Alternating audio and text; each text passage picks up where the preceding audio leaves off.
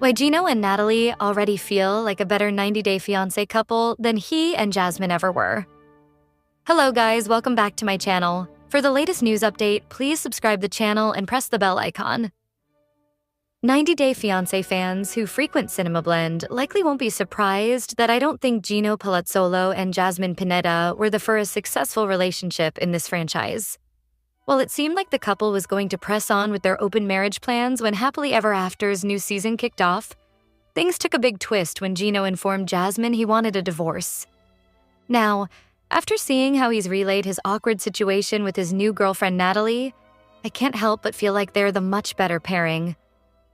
Natalie and Gino's Las Vegas moment felt like it could have only been a one-time thing. But as we saw in the latest episode, both appear serious about keeping their relationship going.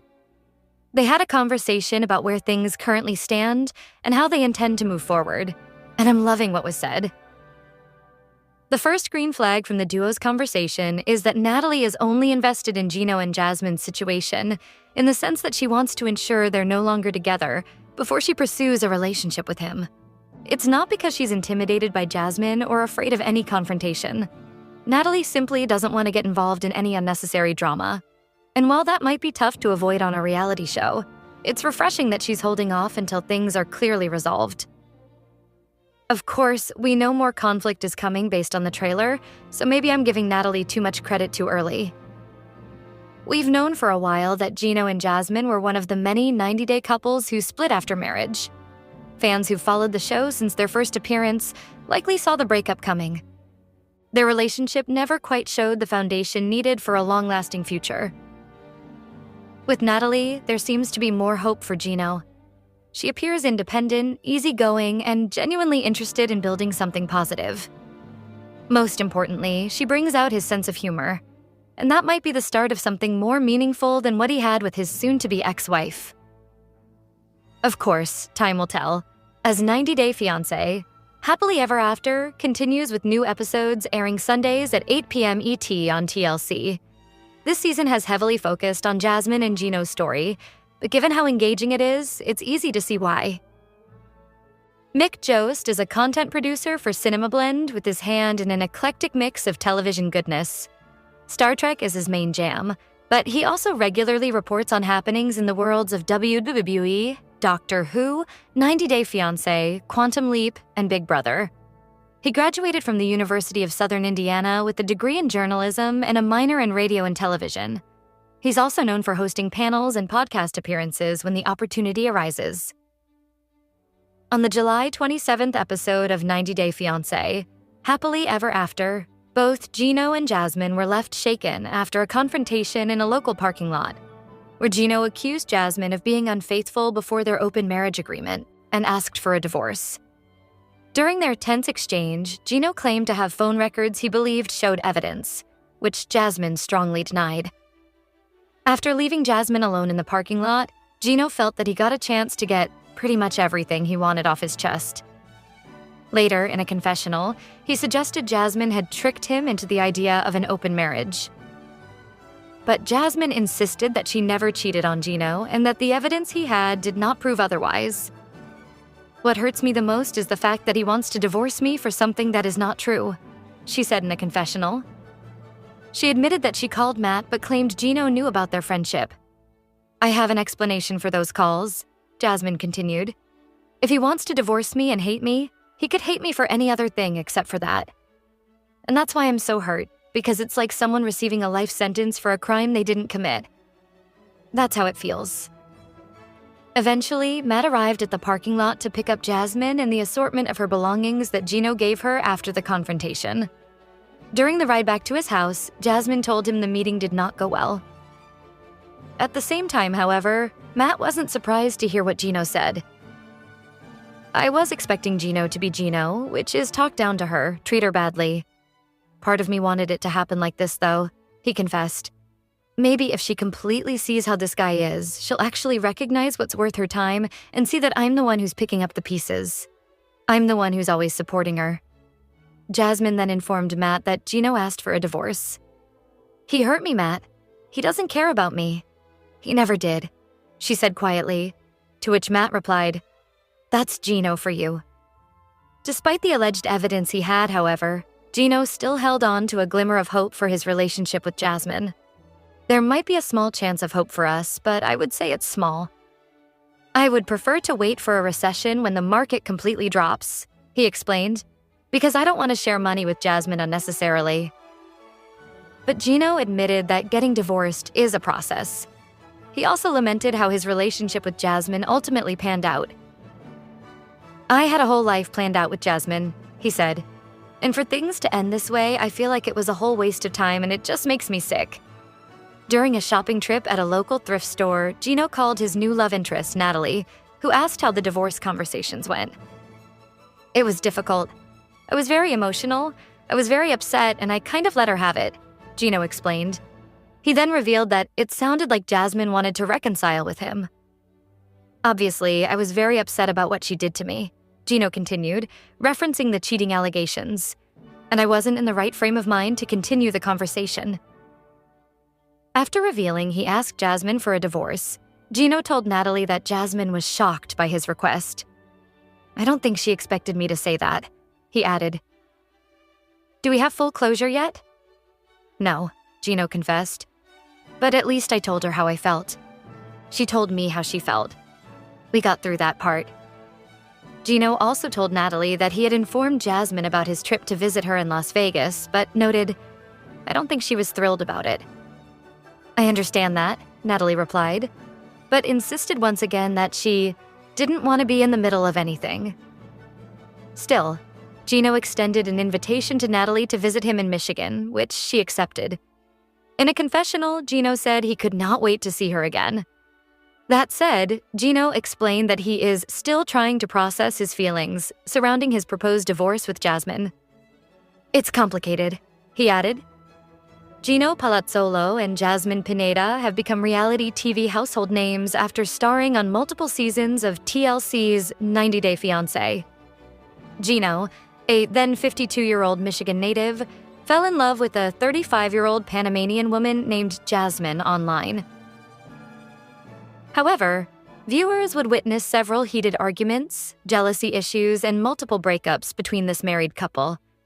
They decided to work on their marriage while appearing on Season 2 of 90 Day The Last Resort, only to end up in a relationship arrangement Jasmine wanted due to ongoing intimacy issues in the marriage.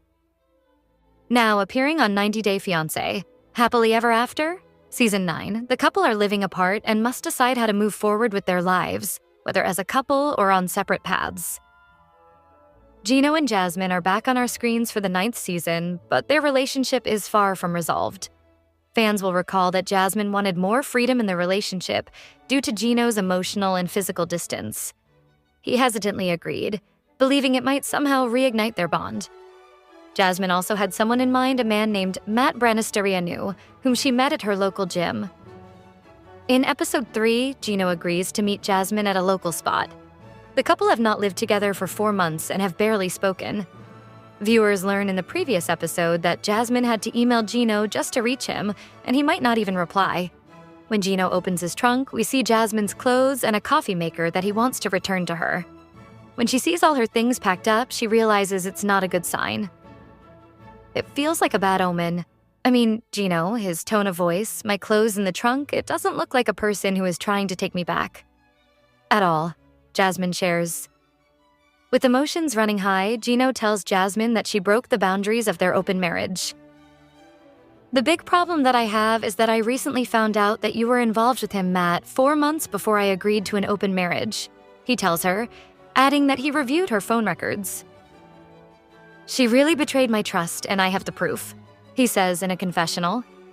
After giving all her belongings back, they say their final goodbyes and Gino leaves. Jasmine tells the cameras, since he kicked me out of the house, he never mentioned the word divorce. Now he went to Vegas, came back, and all of a sudden he wants to get a divorce. This woman put ideas in his mind. Did she tell him to leave me?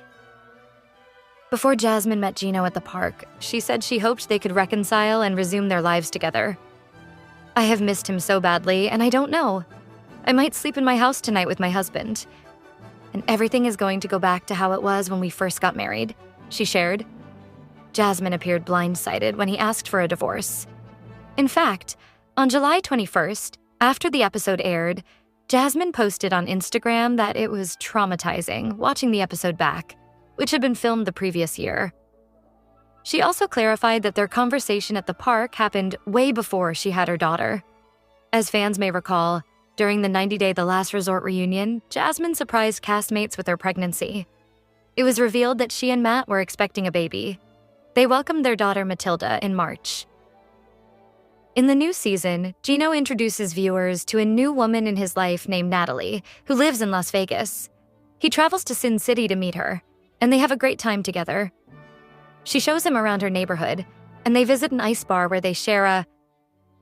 However, Gino had not initially been upfront about the open marriage situation with Jasmine.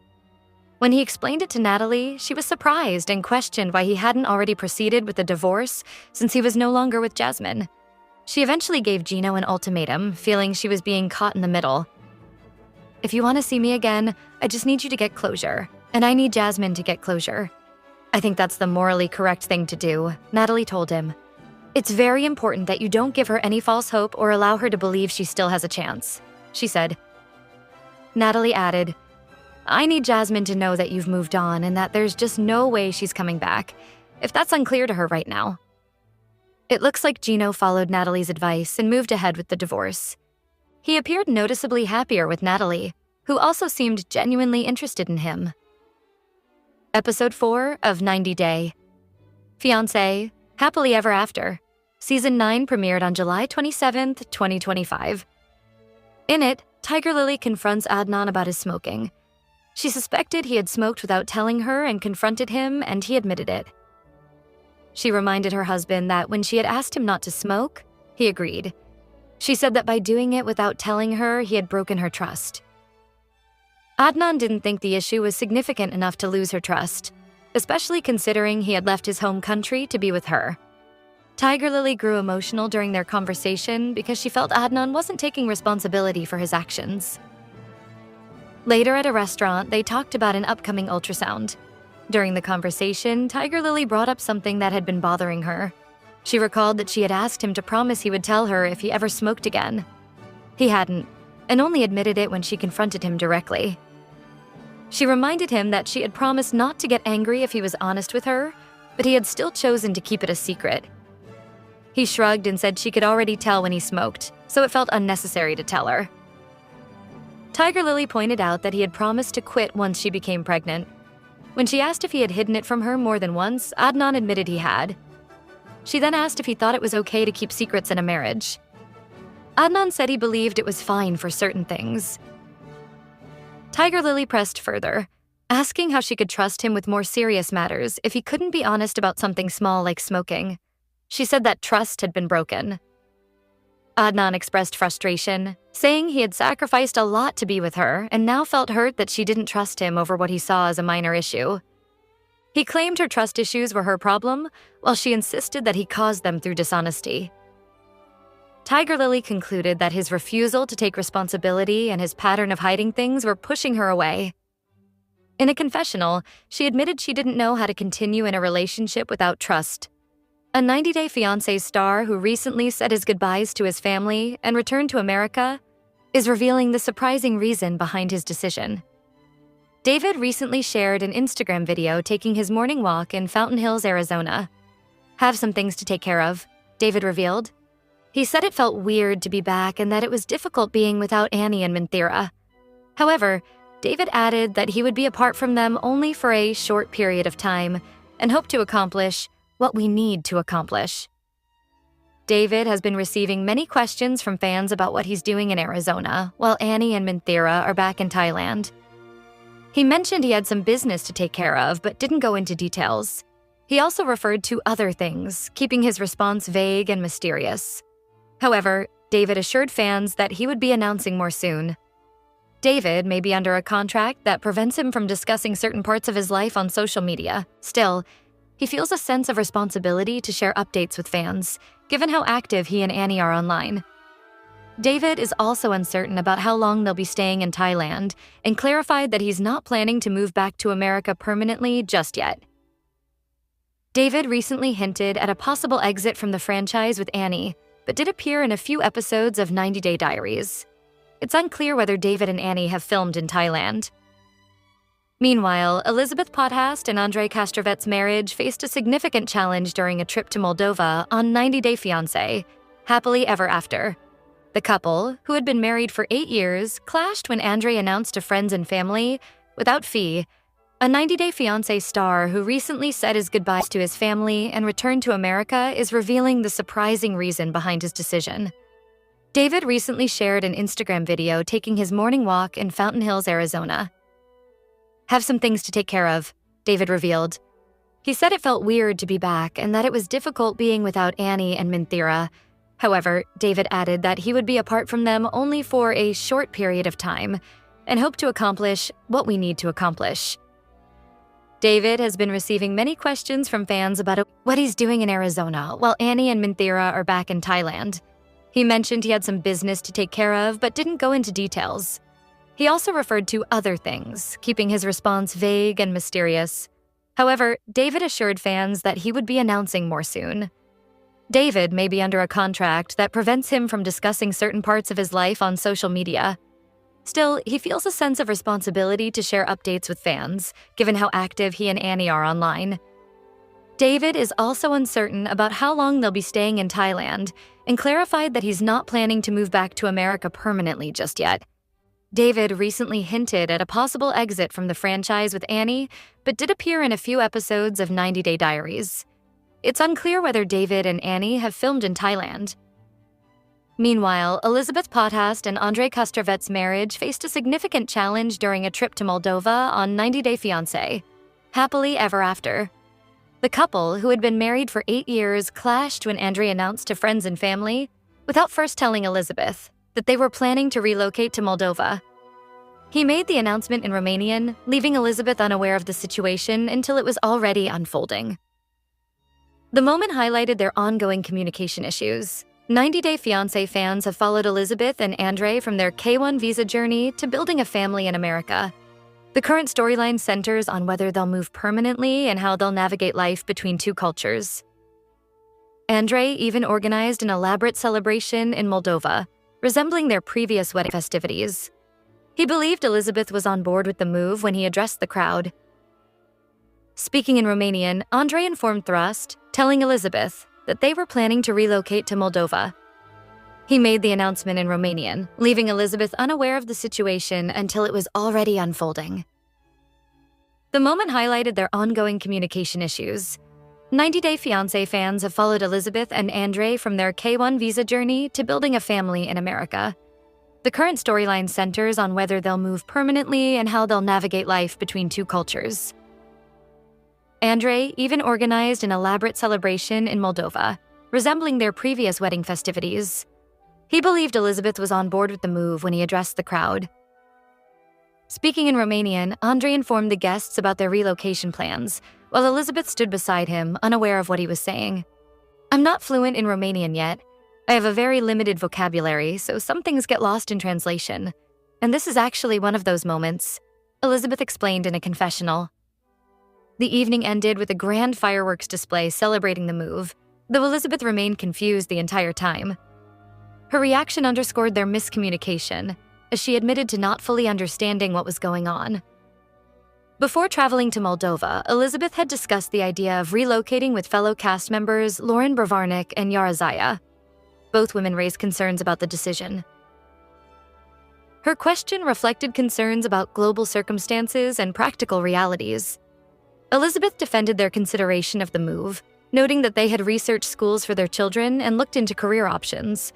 Some fans question whether the storyline reflects genuine plans or was crafted for the show. The couple currently resides in Florida, where they own significant property. According to The Sun, they purchased land in Zephyr Hills for $397,900 in 2021. They built